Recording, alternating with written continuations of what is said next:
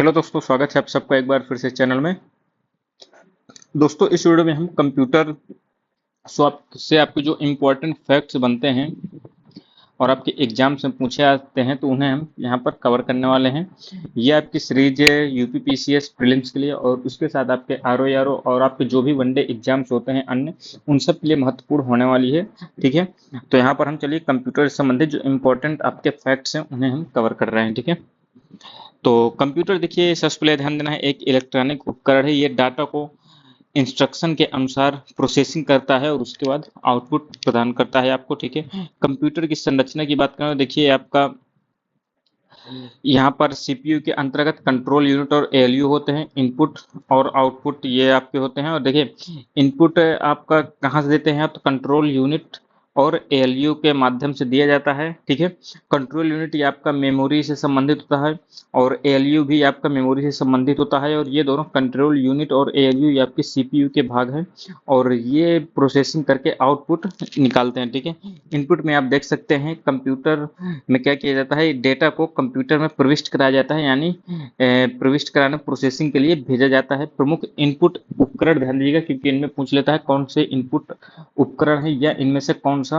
Output उपकरण है। तो देखिए इनपुट उपकरण का मतलब यह है जिसमें आप कमांड देते हैं। ठीक है, कंप्यूटर को कुछ करने के लिए आप कमांड देते हैं, एक प्रकार से वही आपका इनपुट होता है। ठीक है, तो यहाँ पे देख सकते हैं mouse, keyboard, scanner, barcode reader, MICR का फुल फॉर्म जरूर याद कर लीजिएगा, joystick, light pen, OMR और ओसीआर या माइक, ये सब चीजें आपके इनपुट हैं। ठीक है, इनपुट डिवाइस है, चीज ध्यान दीजिएगा। आउटपुट डिवाइस ये देखिए प्रोसेस किए हुए परिणामों के प्रदान करता है। और आउटपुट उपकरण कौन कौन से हैं, जैसे आपका मॉनिटर हो गया, प्रिंटर हो गया, speaker, card reader, tape reader या प्लॉटर, ये सब आपके आउटपुट डिवाइस हैं। इसको देखिए सीपीयू जिसे हम कंट्रोल प्रोसेसिंग यूनिट कहते हैं, तो ये देखिए इसे हम कंप्यूटर का मस्तिष्क भी कहते हैं। और ये कार्यों को, इसका कार्य क्या होता है, तो ये दिए गए अनुदेश जो आपके इंस्ट्रक्शन होते हैं उनको संपादित करना इसका प्रमुख कार्य होता है। ठीक है, एएलयू की बात करें तो अर्थमेटिक लॉजिक यूनिट, तो एएलयू ध्यान दीजिएगा मूलभूत अंक गणितीय कार्य को यह करता है, जैसे जोड़ घटाना गुणा भाग ये सब होता है। और इसके अलावा लॉजिकल कार्य को भी ये करता है। ठीक है, कंट्रोल यूनिट की बात करें, देखिए मुख्य मेमोरी से डाटा को लाना, कंप्यूटर के संचालन का नियंत्रण करना और निर्देशों का अनुपालन करना, ये आपके कंट्रोल यूनिट के अंतर्गत आता है। अब देखिए मेमोरी की बात करें, देखिए इसमें डेटा हो गया, प्रोग्राम हो गया, परिणाम जो आपका आउटपुट होता है, ये सब चीजें स्टोर की जाती हैं। मेमोरी की बात करें तो मेमोरी दो प्रकार की होती है, एक तो मेन मेमोरी होती है या प्राइमरी मेमोरी, और आपकी दूसरी होती है सेकेंडरी या ऑक्सिलरी मेमोरी। प्राइमरी मेमोरी में आपके रैम और रोम होती है, ध्यान दीजिएगा। ठीक है, और प्राइमरी मेमोरी देखिए स्टोर करने के लिए इसमें क्षमता कम होती है, और उदाहरण जैसे आपके रैम और रोम होगा, इसकी गति आपकी तेज होती है। अब देखिए रैम की बात कर लेते हैं, ध्यान दीजिएगा ये वोलाटाइल प्रकार की होती है। आप खुद अपने मोबाइल में देखते होंगे तो आप देखिए नॉर्मल आप देखेंगे अगर 6 GB की रैम है, आप कोई चीज़ यूज कर रहे हैं, उस पर एप्लीकेशन रन कर रहे हैं, तो आप देखेंगे आपकी रैम कम दिखाने लगती है, यानी वो वोलाटाइल होती है, वो बदलती रहती है। ठीक है, और ये रीड या राइट दोनों इसको किया जा सकता है। रोम की बात करें देखिए इसे केवल रीड किया जा सकता है, और इसकी प्रकृति कैसी होती है, तो देखिए नॉन वोलाटाइल होती है, क्योंकि आप 16 GB की यदि आप चिप लाएंगे तो 16 GB की ही रहेगी, वो कम या ज़्यादा नहीं हो सकती है। ठीक है, अब देखिए सेकेंडरी मेमोरी की बात करें तो इसमें देखिए संचित करने की क्षमता जो होती है वो अधिक होती है, क्योंकि ये अलग से यूज की जाती है। जैसे आप देखिए हार्ड डिस्क देखते हैं, सीडी डिस्क हो गया, फ्लॉपी डिस्क हो गया, मेमोरी कार्ड, अब तो एसएसडी जैसे चलने लगे हैं। ठीक है, और इनकी प्रकृति भी ध्यान दीजिएगा, ये भी आपके नॉन वोलाटाइल है, क्योंकि इनकी भी जो प्रकृति होती है वो स्थायी प्रकार की होती है, क्योंकि ये बढ़ या घटती नहीं है, जितनी आप लेंगे उतनी ही रहेगी। अस्थायी मेमोरी की बात करें, देखिए ये देख सकते हैं पावर ऑफ होने पर संचित सूचना समाप्त हो जाती है, जैसे आपकी रैम होती है। ठीक है, स्थायी मेमोरी में क्या होता है कि कंप्यूटर के पावर ऑफ होने पर भी जो संचित सूचना है वो बनी रहती है, और वो आप दोबारा जब खोलेंगे तो आपको वैसी चीजें दिखेंगी जैसे आपके रोम हो गई या द्वितीयक मेमोरी हो गया। कैश मेमोरी ध्यान दीजिएगा, यह एक उच्च गति वाली मेमोरी है। यह आकार में छोटी परंतु मुख्य मेमोरी से भी तेज होती है। इसमें सीपीयू द्वारा प्रायः प्रयोग किए जाने वाले डाटा को अस्थायी रूप से रखा जाता है। ठीक है, अब देखिए मेमोरी मापन इकाई, ये ध्यान दीजिएगा 1 बिट बराबर ये क्या होता है, तो बाइनरी डिजिट जो आपका 0 या 1 के बराबर आप एक कह सकते हैं। एक निबल ध्यान दीजिएगा 4 बिट्स होता है, 1 बाइट बराबर 8 बिट्स, 1 किलोबाइट बराबर 1024 बाइट्स, 1 मेगाबाइट एमबी जो होता है 1024 केबी होता है, और 1 जीबी बराबर 1024 एमबी होता है। ठीक है, ये चीज़ आपको ध्यान देना है। मेमोरी मापन की सबसे छोटी इकाई ध्यान दीजिएगा बिट होती है, जो कि बाइनरी डिजिट जो होता है 0 या 1 को संचित करती है। ठीक है, कंप्यूटर मेमोरी मापन की मानक इकाई बाइट होती है, ये चीज़ आपको ध्यान देना है। ठीक है, सबसे छोटी इकाई बिट होती है और मानक इकाई बाइट होती है। डाटा प्रोसेसिंग साइकिल की बात करें, देखिए इनपुट दिया जाता है, इनपुट से आपका प्रोसेसिंग होगा, प्रोसेसिंग के बाद आपको आउटपुट मिल जाएगा। प्रोग्राम की बात करें, देखिए अनुदेशों के समूह को हम प्रोग्राम कहते हैं। सॉफ्टवेयर की बात करते हैं तो यह कंप्यूटर प्रोग्रामों का एक समूह होता है जिसे किसी विशिष्ट कार्य के लिए डिजाइन किया जाता है। ठीक है, सॉफ्टवेयर के प्रकार देखें तो सॉफ्टवेयर के प्रकार दो प्रकार के होते हैं। एक तो आपका सिस्टम सॉफ्टवेयर, दूसरा होता है एप्लीकेशन सॉफ्टवेयर। सिस्टम सॉफ्टवेयर में जैसा कि आपका ऑपरेटिंग सिस्टम हो गया, डिवाइस ड्राइवर या कंपाइलर या इंटरप्रेटर या असेंबलर, ये सब आपके सिस्टम सॉफ्टवेयर होते हैं। एप्लीकेशन सॉफ्टवेयर में जैसे आप देखते हैं एमएस वर्ड हो गया, फोटोशॉप, रेलवे रिजर्वेशन सिस्टम जैसे आईआरसीटीसी हो गई, ये सब चीज़ें आपके एप्लीकेशन सॉफ्टवेयर होते हैं। ठीक है, अब देखिए हार्डवेयर की बात कर लेते हैं। कंप्यूटर और इससे जुड़े उपकरणों को हार्डवेयर कहते हैं। हार्डवेयर को हम लोग भौतिक रूप से स्पर्श कर सकते हैं, ये इसकी बेसिक डेफिनेशन है। जैसे मॉनिटर, कीबोर्ड, रैम, सीपीयू, ये सब चीज़ें होते हैं। कंप्यूटर का वर्गीकरण देखिए तो पीढ़ी के आधार पर आपके पांच जनरेशन आ चुकी हैं। प्रथम पीढ़ी, सेकेंड, द्वितीय, तृतीय, चतुर्थ और पंचम। इसको देखिए आकार व क्षमता के आधार पर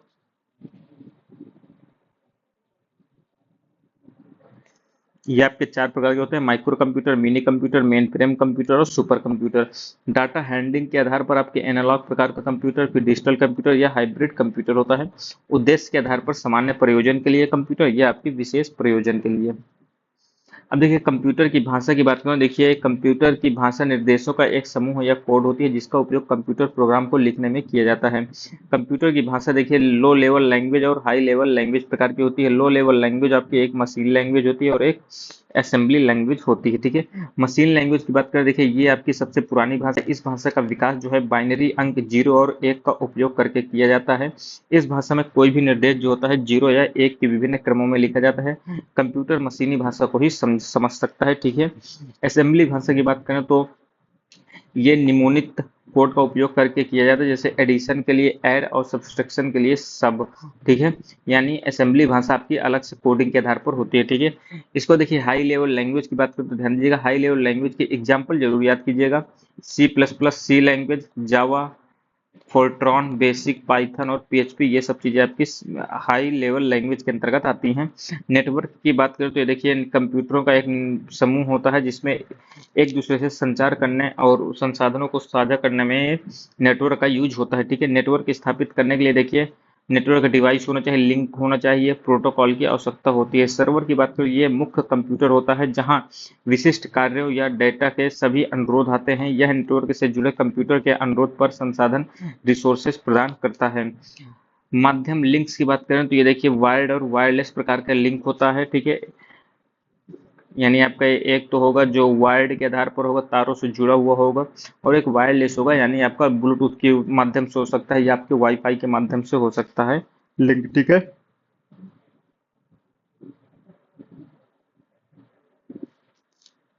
अब देखिए प्रोटोकॉल की बात करें, ये नेटवर्क में सूचनाओं के आदान प्रदान के नियमों का एक समूह होता है। नेटवर्क के प्रकार के ध्यान दीजिए, मोस्ट इंपॉर्टेंट है। एक होता है लैन, लोकल एरिया नेटवर्क कहते हैं। ये एक सीमित भौगोलिक क्षेत्र के भीतर उपकरणों को जोड़ने का काम करता है, जैसे घर हो गया, स्कूल हो गया, कार्यालय, अस्पताल। मेट्रोपोलियन एरिया नेटवर्क जिसे हम मैन कहते हैं, तो मेट्रोपोलियन एरिया नेटवर्क ये किसी नगर के भीतर फैले हुए नेटवर्क को कहा जाता है। Wide area network most important ये भी है, वैन जिसे हम वाइड एरिया नेटवर्क कहते हैं। यह एक व्यापारिक क्षेत्र जैसे संपूर्ण देश अथवा महाद्वीपों में फैला हुआ नेटवर्क होता है। इंटरनेट वैन का उदाहरण ध्यान दीजिएगा, यह सबसे बड़ा वैन है। ठीक है, इंटरनेट आपका सबसे बड़ा वैन है।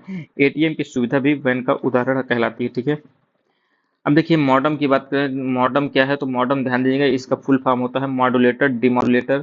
यह एक कंप्यूटर हार्डवेयर है जो डिजिटल सिग्नल को एनालॉग सिग्नल में और एनालॉग सिग्नल को डिजिटल सिग्नल में रूपांतरित करने का काम करता है। ठीक है, वर्ल्ड वाइड वेब की बात करिए, असंख्य इलेक्ट्रॉनिक दस्तावेजों का संग्रह है। इन दस्तावेजों को वेब पेज कहा जाता है। वेब पेज को मुख्यतः HTML hyper text makeup language ध्यान दीजिएगा, इंपॉर्टेंट है इसका फुल फॉर्म, में लिखा जाता है। वेब पृष्ठ एक दूसरे से हाइपरलिंक द्वारा जुड़े होते हैं, ठीक है। वेबसाइट की बात करें तो किसी निश्चित विषय पर परस्पर जुड़े वेब पृष्ठों को वेबसाइट कहा जाता है। होम पेज, यह वेबसाइट का प्रथम पृष्ठ होता है। होम पेज वेबसाइट के अन्य पृष्ठों से जुड़ा होता है। यूआरएल इंपॉर्टेंट है। Uniform resource locator, uniform resource locator ये इंटरनेट पर प्रत्येक वेब पेज का विशिष्ट पता होता है जिसे यूआरएल नाम से जाना जाता है। जैसे आप देख सकते हैं http /www.microsoft.com, ठीक है। डोमेन नाम की बात करें तो ये वेबसाइटों के नामों के बीच विरोधाभास से बचने के लिए डोमेन नाम की अवधारणा विकसित की गई थी। जैसे आप देखिए डॉट इन जो देखते हैं तो इंडिया जैसे आपका जीएसटी डॉट इन होता है, ठीक है। जीओवी क्या होता है, सरकारी एजेंसी होती है। ईडीयू एजुकेशन से संबंधित। कॉम वाणिज्यिक संगठन। मिल ये आपको मिलिट्री से संबंधित होती है। सेना से। नेट आपका नेटवर्क संगठन। ओआरजी आपका एनजीओ से संबंधित होती है। ईमेल देखिए, ईमेल इलेक्ट्रॉनिक मेल शब्द का संक्षेप रूप है। इसका उपयोग व्यक्ति या संस्थाओं के बीच संदेशों के आदान प्रदान के लिए होता है। अब देख लिए कंप्यूटर से संबंधित कुछ महत्वपूर्ण हम शब्दावलियां देख लेते हैं। तो बीसीडी बाइनरी कोड डेसिमल है इसका फुल फॉर्म। कैड का क्या होता है, कंप्यूटर एडेड डिजाइन, ध्यान दीजिएगा। COBOL common business oriented language. DNS देखिए जो मैं टिक लगा दूं वो जरूर ध्यान दीजिएगा। DNS domain name system. DBMS database management system. Email electronic mail. इसके बाद देखिए ध्यान दीजिएगा फैक्स ये फेस स्माइल होता है। फेस सिमिल, ठीक है। FORTRAN formula translation. FTP file transfer protocol. GUI तो ग्राफिकल यूजर इंटरफेस। जीआईएफ ध्यान दीजिएगा ग्राफिक्स इंटरचेंज फॉर्मेट होता है। HTTP hypertext transfer protocol. JPEG व जेपीजी तो ज्वाइंट फोटोग्राफिक एक्सपर्ट ग्रुप होता है। MICR magnetic ink character recognition होता है। एनआईसी ध्यान दीजिएगा नेटवर्क इंटरफेस कार्ड होता है। ओएमआर ऑप्टिकल मार्क रिकॉग्निशन होता है। OCR optical character recognition reader होता है। पीडीएफ पोर्टेबल डॉक्यूमेंट फॉर्मेट होता है। इसके बाद देखिए क्या महत्वपूर्ण है, आरपीजी तो report program generation. SMTP simple mail transfer protocol ध्यान दीजिएगा। टीसीपी या आईपी इंपॉर्टेंट है। Transmission control protocol / internet protocol. URL uniform resource locator होता है। यूपीएस अनइंटरप्टेबल पावर सप्लाई होता है यूपीएस। यूएसबी यूनिवर्सल सीरियल बस होता है। डब्ल्यूएलएल वायरलेस लोकल लूप होता है, ठीक है। तो ये दोस्तों इतनी चीजें हैं जो आपके कंप्यूटर में जो स्टैटिक का पोर्शन होता है, यानी जो फैक्ट्स आपके इंपॉर्टेंट हर एक एग्जाम में सामान्यतः पूछे जाते हैं, इन्हें हमने कवर कर लिया है। बाकी देखिए कंप्यूटर संबंधित ज्यादातर आपके करंट अफेयर में जो भी आप देखते हैं ना, सॉफ्टवेयर या आपका कोई फिशिंग वगैरह हो गई या कोई भी आपका वायरस आ जाता है, मालवेयर आ जाता है, उनसे संबंधित जो क्वेश्चन बनते हैं तो उन्हें हम करंट अफेयर में भी डील कर लेते हैं, ठीक है। तो आपको ये वीडियो कैसा लगा है जरूर बताइएगा और चैनल को सब्सक्राइब जरूर कर लीजिएगा। आपको बहुत ही महत्वपूर्ण आपकी वीडियो इसी चैनल पर देखने को मिलती रहती हैं। बाकी मिलते हैं अगली वीडियो में, तब तक के लिए दोस्तों धन्यवाद, जय हिंद।